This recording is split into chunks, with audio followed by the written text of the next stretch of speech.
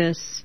Well, that may be truer than you know, and that is involved in some work being done out of McMaster University, linking up antidepressants and the benefits they may pose for people with irritable bowel disease. On the line with us now is one of the researchers, Jean-Eric Guilla. Good morning. Hi, good morning. Good morning. What's the direction of this research now, the relationship of depression and IBD? Yeah, actually, what your listener should know is that probably 200,000 Canadians suffer from inflammatory bowel disease, and there is no cure. And these two diseases compare to disease chronic colitis and ulcerative colitis. And so, as you said, they are characterized by inflammation in the intestine. And actually, we know that depression occurs more often than expected by chance in this patient. And what the listener should know that the brain and the gut are really closely related, and there is two ways of connection. One, the blood, and the other part is the nerve.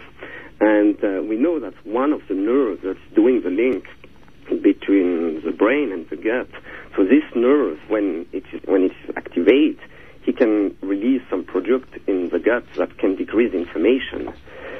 So what we found, and in Dr. Stephen Collins' laboratory at McMaster, what we found in this study and previous study, is that while the mice display some depressive-related symptoms, they have actually an increase of inflammation in the gut, induce inflammation, and in turn, the risk of developing inflammation is decreased after treatment with antidepressant. Mm-hmm.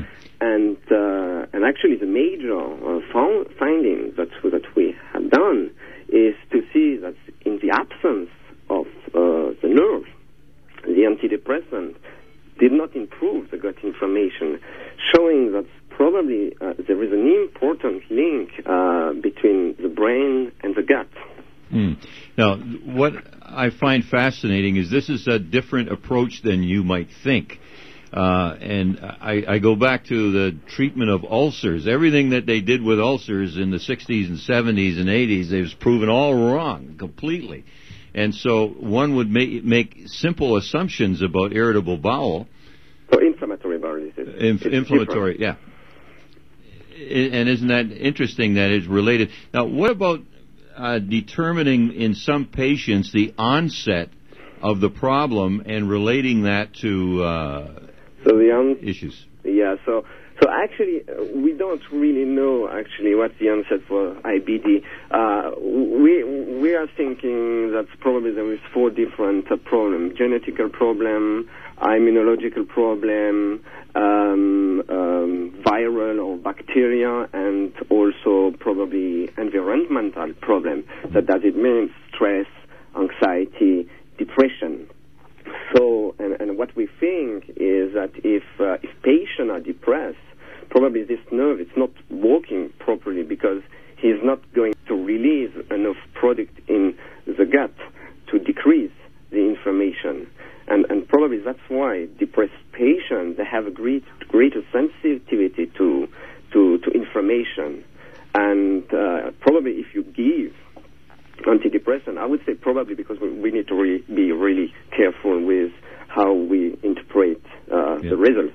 Yeah. Probably if we give antidepressant, probably the antidepressant are going to re-stimulate this nerve and to produce more nicotine, which in turn would decrease the inflammation. So, and I think really if this results have of the studies that have really a clinical relevance, because first of all they prompt really the close consideration of the relationship between depression and the disease activity in patients with IBD. Well, it's obvious that we've really only scratched the surface on this, and also the link with the gut and the release of nicotine from this nerve. Yeah. That's a whole other area, and perhaps a discussion for another day. Dr. Guilla, thank you so much for joining us. I would just to thank the Chronic Colitis Foundation, and I want to say that if the listener of CHML want to help the research or to support the research, they can go on the website, on the ccfc.ca website, and to be part of the research. Thank you so much for your time. Thank you. Talk on the radio. Win a trip to Vegas.